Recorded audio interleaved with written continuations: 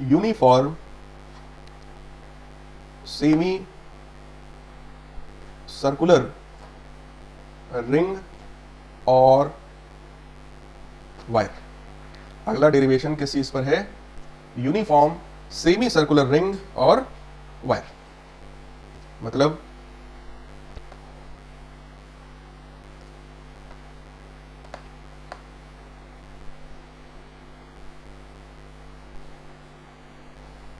इस तरह का अगर एक सेमी सर्कुलर रिंग है,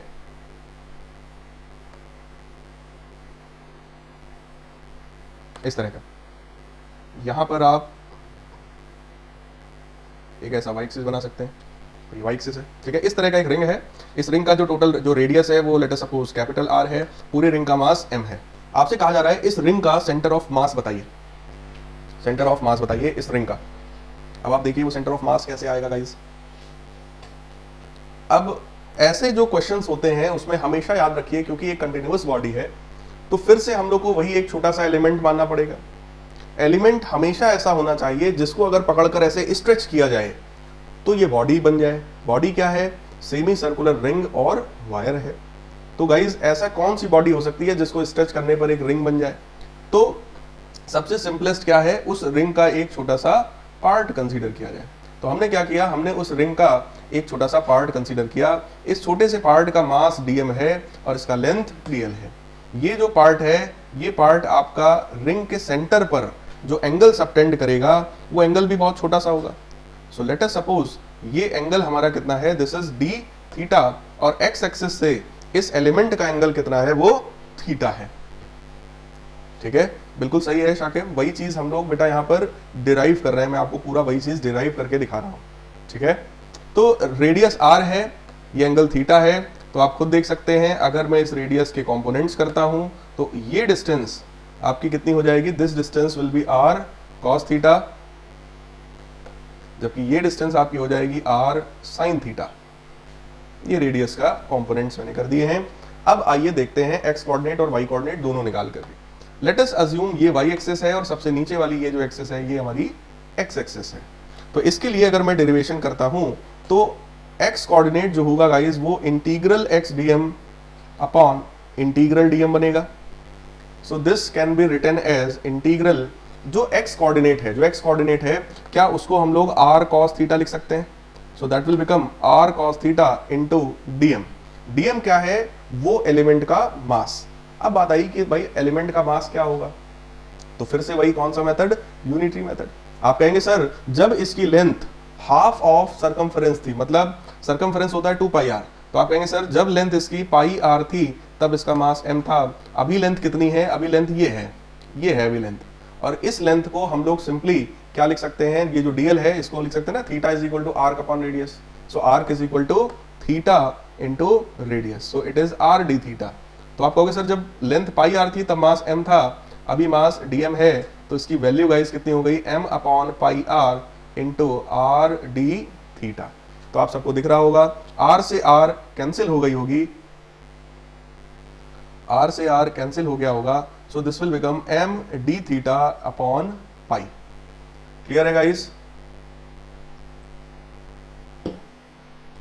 it is the value of dm whole divided by integral m upon pi into d theta. मैंने r से r कैंसिल कर दिया है क्योंकि वो कांस्टेंट था। ठीक है, देवज्योति राज का मैसेज आया है, sir my rank was 112 in JEE Mains, I want to get in top 50 in advance, please tips for that. सबसे पहली बात, बहुत बहुत कॉन्ग्रेचुलेशन है बेटा आपको। एडवांस पेपर में अगर आप अच्छा परफॉर्म करना चाहते हैं तो मैं जरूर आपकी हेल्प करना चाहूंगा।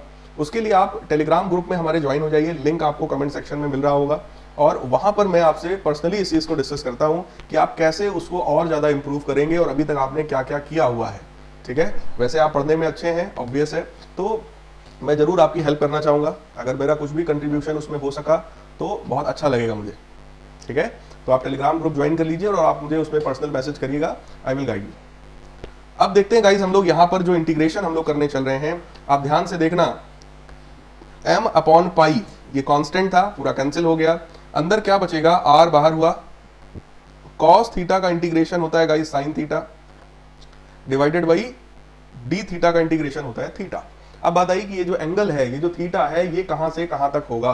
सो this angle will be from 0 to pi. आप देख सकते हैं एंगल कहां से कहां तक होगा, 0 से पाई तक होगा। सबसे पहली बात यही कि एंगल कैसे हमने डिफाइन किया, लिमिट्स कैसे डिफाइन की। तो देखिए अगर ये एंगल डी थीटा है, चेक करो, अगर इंटीग्रेशन डी थीटा के रिस्पेक्ट में करना है तो आपको ये देखना चाहिए कि थीटा क्या है। तो पता ये चला कि theta is the angle from x axis. Check करिए, थीटा ये एंगल है एक्स एक्सिस से उस आर्क की रेडियस का, करेक्ट है। तो ये जो एलिमेंट है, ये एलिमेंट तो आप यहां भी मान सकते थे, ये एलिमेंट आप यहां भी मान सकते थे, इनफैक्ट ये एलिमेंट आप इस पूरे रिंग में बोलो यहां से यहां तक कहीं भी मान सकते थे। तो जरा आप खुद सोचिए इस थीटा की लिमिट कहां से शुरू होगी। अगर ये एलिमेंट यहां पर होता तो यही थीटा बोलिए 0 हो जाता, और अगर यहां पर होता तो थीटा कितना लेते हम, 0 लेते। और ऐसे करते करते करते करते करते अगर थीटा सबसे आखिरी इस वाले पॉइंट पर, यहां वाले पॉइंट पर अगर हो गया तो अब हम एंगल कितना लेंगे, इस वाले पॉइंट के लिए आप एंगल लेंगे इतना, ये कितना है 180 degree pi. So we have integrated it from 0 to pi. और जैसे ही गाइज आप लिमिट लगाएंगे this will become r sine pi minus sine 0 divided by pi minus 0। अब मेन बात क्या आई कि साइन पाई की वैल्यू भी 0 है और साइन 0 की वैल्यू भी 0 है, तो ये पूरी वैल्यू 0 हो गई। यहां से हमको क्या पता चला कि अगर हमने गाइज इसको अगर हमने वाई एक्सेस मान रखी थी तो पता चला कि जो सेंटर ऑफ मास है उसका एक्स कोऑर्डिनेट 0 है। एक्स कोऑर्डिनेट 0 होने का मतलब तो यही है कि centre of mass y axis पर है। यहां से एक जनरल रिजल्ट हम लोग निकाल रहे हैं जो कि आई होप आप लोगों को पता होगा। अगर कोई यूनिफॉर्म बॉडी है और उस बॉडी में कोई भी एक एक्सेस ऑफ सिमेट्री है, क्या है guys, axis of symmetry. Check करिए, ये जो बॉडी थी, ये जो रिंग थी, इट वाज लाइक दिस, ये एक सेमी सर्कल था। अगर मैं बीचों बीच से ऐसी एक लाइन खींचता तो इस लाइन के दोनों तरफ ये जो रिंग है वो यूनिफॉर्म है बेटा, बताओ भाई, दोनों तरफ ये रिंग कैसा है, यूनिफॉर्म है। तो यूनिफॉर्म होने का मतलब यही था कि सेंटर ऑफ मास हमेशा एक्सेस ऑफ सिमेट्री पर लाई करता है। ठीक है गाइस, सो कॉन्सेप्ट यहां से आपके पास आ गया, centre of mass lies on axis of symmetry in the body. अगर बॉडी में है तो उसी पर होगा, नहीं है तो आपको एक्स कोऑर्डिनेट वाई कोऑर्डिनेट दोनों निकालने पड़ेंगे। अब आइए y कोऑर्डिनेट निकाल करके बहुत जल्दी से y कोऑर्डिनेट निकालते हैं। Integral y dm upon integral dm। जितने भी स्टूडेंट्स इसको ध्यान से पढ़ रहे हैं जल्दी से एक बार आप एक थम्स अप कर दीजिए, एक लाइक कर दीजिए जल्दी से, वेरी गुड। देन अब इस y कोऑर्डिनेट की वैल्यू देखना है हमको, इस y कोऑर्डिनेट की वैल्यू क्या होगी भाई। तो y कोऑर्डिनेट तो आपको पता ही है ना, y कोऑर्डिनेट कितना हो जाएगा, that will B r sin theta.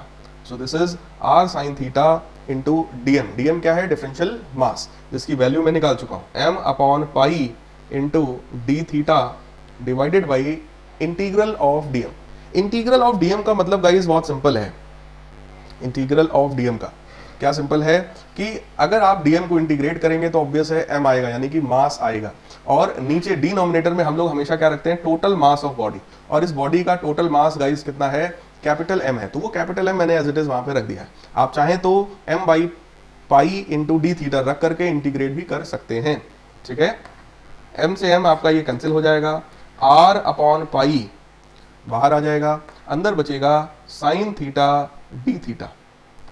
Guys sign theta का जो इंटीग्रेशन है वो थीटा के रिस्पेक्ट में है, तो फिर से वही बात आ गई, थीटा कितना है, that is from 0 to pi. This will become r upon pi, sine theta का इंटीग्रेशन होता है minus cos theta, that is from 0 to pi. तो हम लोग क्या लिख लेंगे, r upon pi minus cos pi plus cos 0। So this will become 1 minus cos pi. So this will become, मैं इसको यहां पर लिख दे रहा हूं, that will be 2r upon pi. इसका मतलब जो सेंटर ऑफ मास है इस सिस्टम का, इस रिंग का, उसका एक्स कोऑर्डिनेट था गाइस 0 और वाई कोऑर्डिनेट कितना है उसका 2r upon pi. It means वो इसी वाई एक्सिस पर यहां कहीं पर होगा और इसकी डिस्टेंस कितनी हो जाएगी, 2r अपॉन पाई। डिस्टेंस कितनी हो जाएगी, 2r अपॉन पाई। क्या कोई डाउट है आपको या क्लियर है सबको, पूरा क्लियर है?